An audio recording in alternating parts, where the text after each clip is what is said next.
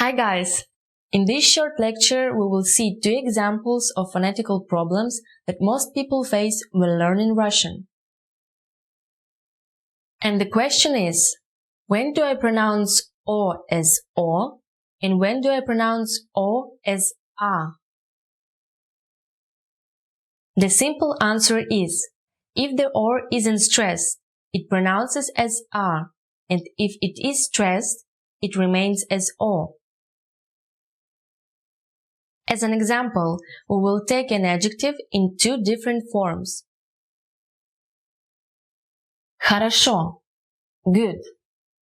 Хорошо, хорошо. This is the common example to see how this rule works.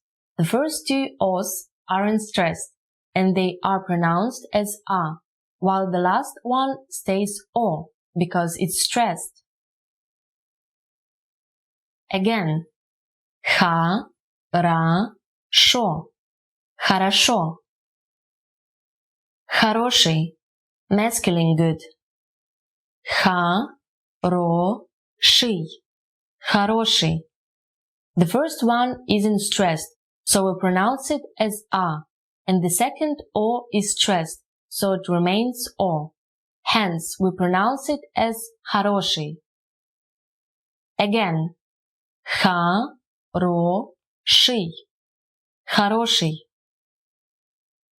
Let's take another example. Any word that ends with ogo, in this case, 12, on 12th. Две, на, ца, та, ва.